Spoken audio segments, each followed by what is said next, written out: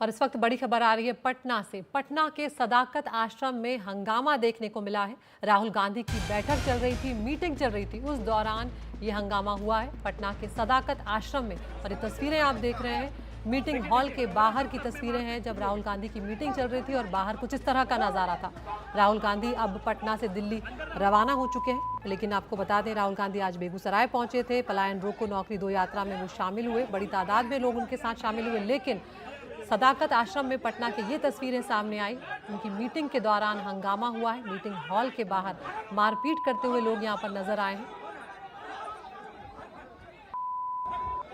और ये तस्वीरें भी उस वक्त की नजर आ रही। प्रभाकर कुमार हमारे सहयोगी हमारे साथ जुड़ गए हैं।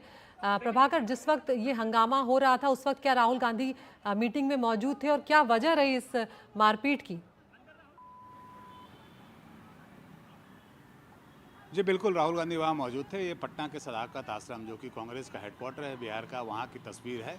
राहुल गांधी आज सुबह बिहार पहुँचे थे, उसके बाद वो बेगूसराय गए थे जहाँ पे वो कन्हैया कुमार के साथ यात्रा में शामिल हुए थे। उसके बाद उनकी एक मीटिंग थी, एसके मेमोरियल हॉल में एक फंक्शन था जहाँ उन्हें जाना था, और उसके बाद उन्हें सदाकत आश्रम जाना था जो कि कांग्रेस का यहाँ हेडक्वार्टर है। और जिस समय ये घटना हुई है, जिस समय बाहर मारपीट हुई है, उस समय राहुल गांधी अंदर अपने कांग्रेस के नेताओं के साथ बातचीत कर रहे थे। उसी समय की ये घटना है। बताया जा रहा है कि जब राहुल गांधी अंदर मौजूद थे उसी समय कांग्रेस के कार्यकर्ताओं का एक हुजूम आया। वो हाथ में पोस्टर लिए हुए थे, वो वक्फ अमेंडमेंट बिल के विरोध में उन्होंने पोस्टर हाथ में लिया हुआ था, और वो लगातार मांग ये कर रहे थे कि राहुल गांधी बाहर निकलें और इस मुहिम का समर्थन करें। और जब उनकी बात नहीं सुनी गई, क्योंकि वो बाहर में थे और राहुल गांधी अंदर मीटिंग कर रहे थे, तो उसी समय कांग्रेस के कार्यकर्ताओं का एक जत्था जो है वो बाहर निकला और उनके साथ उलझ गया। मारपीट हुई जिसमें कि आप देख रहे हैं 3-4 लोग घायल भी हुए हैं, और ये काफ़ी तगड़ी मारपीट हुई है। यही कांग्रेस की विडंबना है बिहार में। कोई भी नया प्रदेश अध्यक्ष आए, कोई भी कार्यक्रम हो, कांग्रेस बिहार में इतने गुटों में बटा हुआ है कि कांग्रेस बिहार में कभी भी उत्थान नहीं कर सकता। और लगातार जो लोग भी बिहार की राजनीति को नज़दीक से देखते हैं, खासकर कांग्रेस को देखते हैं, उनका मानना है कि कांग्रेस में जब तक ये गुटबाजी का जो प्रचलन है ये जब तक ख़त्म नहीं होगा, तब तक Congress as a political party उनकी ये स्थिति बनी रहेगी। जी। और प्रभाकर, यहाँ पर क्या राहुल गांधी की तरफ से इसके बारे में जानकारी मिलने के बाद कोई प्रतिक्रिया सामने आई? क्योंकि ये बड़ी हैरान करने वाली बात है कि वो मीटिंग के भीतर थे तो उन तक ये जानकारी तो पहुंची ही होगी कि बाहर क्या कुछ चल रहा है।